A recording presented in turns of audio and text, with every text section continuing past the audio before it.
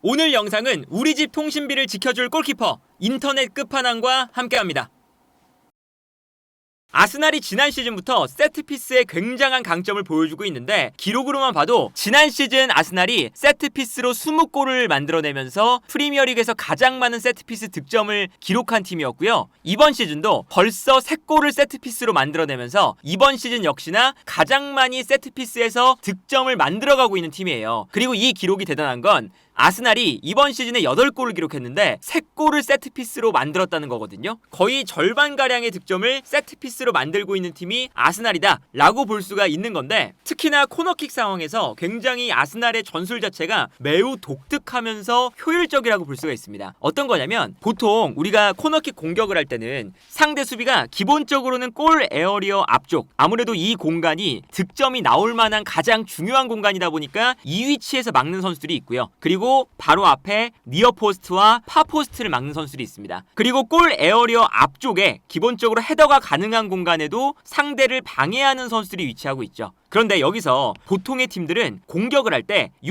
안쪽에서 뛰어들어가면서 머리에 맞추는 이런 패턴들이 많잖아요. 왜 그러냐면 아무래도 이 골 에어리에 서 있는 선수들은 제자리에서 점프를 하고요. 살짝 빠져있다가 달려들면 아무래도 러닝 점프를 하기 때문에 가만히 서 있는 선수보다는 러닝 점프를 할 때 훨씬 더 제공권 경합적인 측면에서 이득을 볼 수가 있거든요. 그런데 상대 수비는 기본적으로 골 에어리어를 지키고 서 있는 것이 기본이 되다 보니까 달려 들어오는 이점을 살리면서 골 에어리어 쪽에서의 제공권 우위를 가져가겠다, 이러한 패턴인데, 여기서 상대 수비 입장에서 보면요, 코너킥을 처리하는 선수가 있고요. 이 볼을 보면서 상대 공격수들도 함께 관찰을 하고 있어야 됩니다. 그러다 보니까 여기서는 수비하는 팀이 골문을 바라보면서 상대 공격수들까지 확인을 하는 이런 시야를 보통 확보를 하고 있죠. 그런데 여기서 아스날은 한 번 더 꼬아서 어떤 모습을 보여주냐면, 이 골 에어리어 앞쪽에서 뛰어들어가는 게 아니라 뒤쪽에서 모든 선수가 뛰어들어가기 시작합니다. 기본적으로 뒤쪽에서 뛰어들어가면 어떤 장점이 있느냐, 어차피 코너 플래그에서 코너킥이 처리가 되기 때문에 기본적으로는 오프사이드가 걸리지 않는 가장 깊숙한 지역에서부터 뛰어들어갈 수 있다는 장점이 첫 번째로 있고요. 두 번째는 상대 수비가 아까 말씀드린 것처럼 볼을 바라보고 있는 상황인데, 공격수들이 뒤쪽에 있다면 사람의 인체 구조상 앞을 바라보면서 뒤까지 모두를 한 시야에 두면서 체크를 할 수가 없습니다. 그러다 보니까 여기서 아스날 선수들이 상대 수비수들의 시야에 벗어나 있다가 순간적으로 이 앞 공간으로 뛰어들어간다는 거죠. 그러면 상대 수비 입장에서는 볼을 바라보면서 동시에 상대 공격수를 확인을 해야 되니까 둘 중에 하나는 놓칠 확률이 높아지는 거예요. 볼을 바라보고 있다가는 상대 공격수를 놓치면서 순간적으로 공격수가 달려나오면서 헤더를 해버리는 이런 장면이 연출이 될 수가 있고, 반대로 너무 상대 공격수만 보고 있다가 볼이 올라오는 타이밍을 놓쳐서 제공권 싸움을 할 때 타이밍을 놓치는 그런 장면을 만들어낼 수도 있는 거죠. 그러다 보니까 아스날 선수들이 약간 뒤쪽에 빠져 있다가 여기서 코너킥이 올라올 때 이 사이사이 공간으로 빠져나가기 시작을 합니다. 그러다 보니까 상대 수비수 입장에서는 볼이 올라왔을 때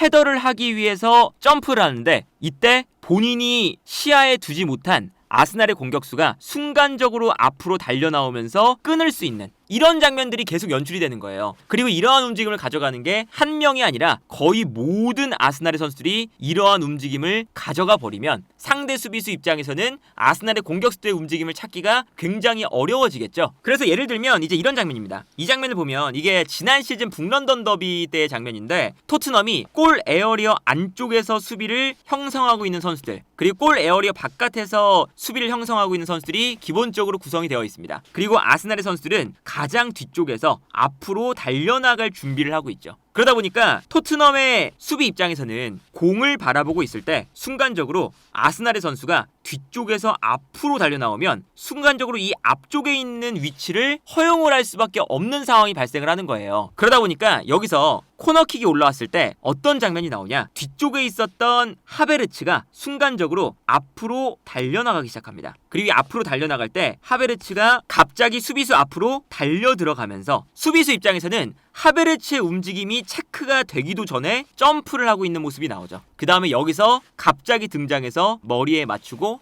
득점을 하는 장면이 나옵니다. 요 패턴이 기본적으로는 아스날의 기본 패턴이거든요. 여기에 더해서 몇 가지 변수를 계속 추가해 나가면서 상대 수비를 괴롭힌다는 거죠. 사실 아스날이 저런 형태의 코너킥을 사용을 하면서 점점 더 시간이 가면 갈수록 아스날의 패턴처럼 파포스트에서 니어포스트로 달려들어오는 이러한 형태의 코너킥을 상당히 많은 팀들이 활용을 하고 있거든요. 그리고 상대 팀들도 아무래도 아스날의 선수들이 뒤쪽에서 앞으로 달려오다 보니까 이 니어포스트 쪽으로 많은 선수들이 움직여서 정말 밀집한 형태를 취해요. 아스날의 코너킥이 굉장히 명확하다 보니까 일관된 패턴을 가져가는 형태잖아요. 그래서 사실 뒤쪽에 있다가 앞으로 달려나오면서 헤더를 한다. 여기서의 특징이 기본적으로는 마무리 자체가 이 짧은 지역, 니어포스트 쪽에 집중이 됩니다. 그리고 아무래도 코너킥을 처리할 때 왼쪽에서는 사카, 오른쪽에서는 라이스가 차야 기본적으로 왼발과 오른발로 가까운 포스트에 붙여주는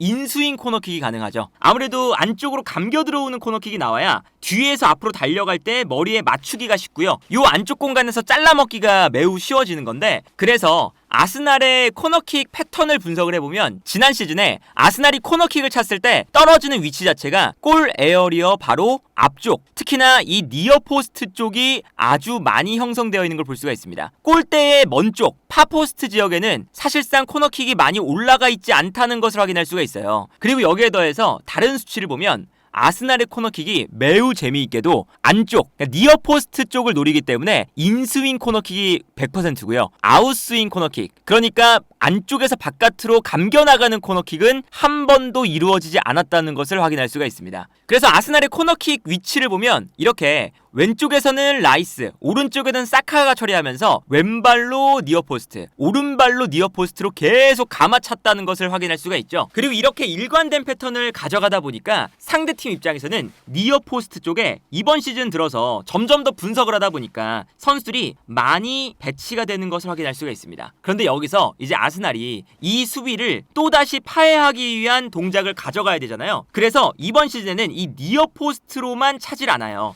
이번 시즌 득점이 나온 위치가 가운데 지역이라던가 아니면 지난 새벽에 있었던 맨시티와의 경기에서의 득점은 파포스트 지역에서 나왔죠. 그리고 이 파포스트와 중앙 지역에서 득점을 만들기 위해서 어떤 컨셉을 가져가냐면 기본적으로는 아스날이 지난 시즌부터 잘하고 있는 동작이 있습니다. 이 니어포스트로 코너킥이 올라오려면 어쨌든 상대 골키퍼가 달려나와서 처리할 수 있는 위치에 있잖아요. 그러다 보니까 한 명의 선수를 골키퍼의 전담 마크맨으로 붙여놓죠. 그러다 보니까 골키퍼가 한 명에게 부딪히면서 나오지 못할 때 이때 니어포스트로 달려가는 이러한 형태거든요. 그런데 이번에는 어떤 모습을 이번 시즌에 보여줬냐면 일단 이 골 에어리어 쪽에서 많은 일들이 일어나다 보니까 점점 더 아스날을 상대하는 팀들이 이 골 에어리어에 집중을 하고 있어요. 그래서 북런던 더비 때는 아스날이 어떤 형태를 만들었냐면 아예 모든 선수가 이 안쪽으로 뒤쪽에 있다가 뛰어 들어갑니다. 뛰어 들어가면서 하나의 벽을 만들어요. 대신에 이 앞쪽 공간은 상대 수비가 안쪽으로 너무 많이 들어가면서 이 앞쪽 공간을 수비하는 선수는 약간 부족해져 있는 상태죠. 그러다 보니까 이 앞쪽으로 들어가면서 오히려 골키퍼가 중앙 공간으로 나올 수 없도록, 이 공간으로 나올 수 없도록 바리게이트를 치는 것처럼 움직입니다. 그러다 보니까 여기서 코너킥이 올라왔을 때 이 위치에서 싸움이 일어나는 거죠. 그리고 골키퍼가 나오지 않다 보니까 좋은 위치에서 제공권 싸움만 승리한다면 바로 득점할 수 있는 절호의 찬스를 잡을 수가 있습니다. 그 결과가 바로 이런 장면이죠. 이 장면을 보면 여전히 아스날의 선수들이 뒤쪽에 몰려 있고요. 여기서 앞으로 뛰어나가는 동작을 가져가요. 그리고 북런던 더비 때의 장면인데 토트넘의 선수들이 이러한 것들을 의식해서 골 에어리어 안쪽에 대부분의 선수가 밀집해 있죠. 그러다 보니까 정작 골 에어리어 바로 앞쪽에 있는 위치에는 로메로와 마갈량이스 딱 2명의 선수만 위치하고 있습니다. 그리고 이때 이 마갈량이스와 로메로의 싸움을 1대1로 만들어주기 위해서 아스날 선수들이 이 앞공간으로 모두 달려가거든요. 그래서 이 다음 장면을 보면 앞으로 달려가면서 하나의 바리게이트를 만듭니다. 그러니까 비카리오 골키퍼가 이 장면만 봐도 아스날의 공격수들과 토트넘의 수비수들에게 가로막혀서 애초에 이 공간으로 나오지도 못하고 있어요. 그러다 보니까 여기서 코너킥이 올라왔을 때 마갈량이스가 정말 순수하게 로메로와의 경합만 이겨내면 슈팅을 할 수가 있거든요. 그래서 이 다음 장면을 보면 결국에는 마갈량이스가 제공권 싸움에서 승리하면서 득점을 만들어내죠. 비카리오 골키퍼가 아예 나오지도 못하고 오히려 이 장면에서는 바로 앞에 있었던 토트넘의 수비수에게 가로막혀서 못 나오는 장면이 나오거든요. 그만큼 아스날이 이 앞 공간을 빼곡하게 본인들의 선수와 상대 수비수의 선수들로 채우면서 마갈량이스의 헤더를 편안하게 만들어주는 이런 영리한 형태의 코너킥이었고요. 이 코너킥이 득점한 위치가 니어포스트가 아니라 바로 골 에어리어 중앙 부분이었다는 것도 매우 의미가 있습니다. 그리고 지난 경기에서는 맨시티전에 또 다른 패턴을 들고 나왔어요. 어떤 거냐면 달려 들어오는 것은 똑같은데 골키퍼를 방해하는 방법 자체가 약간 달라집니다. 어떤 거냐? 일단 뒤에서 앞으로 뛰어나가는 건 똑같아요. 근데 앞으로 뛰어나가다가 마지막에 있는 한 명의 선수가 골키퍼의 뒤쪽으로 움직입니다. 그래서 골키퍼가 이 뒷공간으로 움직일 수 없게 만들어요. 이것은 파포스트를 노리겠다는 계획이 되어 있는 움직임이죠. 골키퍼를 방해하는 위치마저 아스날은 정해주는 거죠. 그리고 여기에 더해서 뒤쪽에 빠져 있었던 선수가 앞으로 많은 아스날의 선수들이 뛰어가면서 공격수와 수비수가 앞으로 쏠리는 순간 한 명이 살짝 뒤로 빠져 있다가 뒷공간으로 뜁니다. 이렇게 되면 이 공간으로 빠져나갈 때 파포스트 지역에서 좋은 공간을 확보할 수가 있고요. 여기서 골키퍼까지 방해를 하다 보니까 여기서 코너킥이 올라왔을 때 그대로 득점을 만드는 모습이 명확하게 나왔어요. 그리고 어제 경기에서 보면 예를 들면 이 장면이죠. 이 장면을 보면 아까 말씀드린 것처럼 마갈량이스가 혼자 뒤로 빠져 있고요. 나머지 아스날 선수들은 뒤쪽에서 일단 출발을 합니다. 그리고 맨시티 선수들이 아무래도 이 아스날의 코너킥 패턴을 분석을 해왔기 때문에 니어포스트에 몰려있죠. 이 앞공간으로 뛰어들어올 것을 생각을 하고 있는 건데 이때 아스날의 선수들이 어떻게 움직이냐면 순간적으로 한 명의 선수가 달려가면서 골키퍼가 뒤로 돌아설 수 없도록 스크린 플레이를 해요. 그리고 마갈량이스는 뒤에 있다가 이 공간으로 뛰어들어가기 시작하죠. 모든 아스날의 선수가 앞으로 달려가니까 순간적으로 이 뒷공간이 열린 상태였거든요. 가까이서 보면 이런 장면입니다. 에데르손 골키퍼가 중앙에 있을 때 아스날의 선수들이 슬금슬금 에데르손 골키퍼의 뒤쪽으로 달려오면서 여기서 스크린 플레이를 하는 거예요. 그리고 맨시티의 선수들과 아스날의 선수들이 앞으로 달려나가는 순간 마갈량이스는 뒤로 빠져들어오는 거죠. 그래서 결국에는 이 코너킥이 이 등을 지는 모습이 명확하게 보이죠? 등을 지면서 에데르손 골키퍼가 아예 움직이지 못하도록 만들고요. 그리고 마갈량이스는 뒤로 빠져들어가는 걸 볼 수가 있습니다. 이 공간으로 이제 에데르손 골키퍼가 올라오지 못하는 거고 여기서 사카의 코너킥이 정확하게 마갈량이스에게 도달을 하니까 마갈량이스가 여기서 머리에 맞추는데 성공을 하는 것을 볼 수가 있었습니다. 물론 이게 골로 연결이 되진 않았지만 이 장면에서도 아스날의 선수가 한 명이 여기서 스크린을 걸어주고 있으니까 에데르손 골키퍼가 결국에는 힘에서 밀려서 넘어져 있는 모습을 또 볼 수가 있는 거죠. 그런데 똑같은 패턴으로 득점을 만들어요.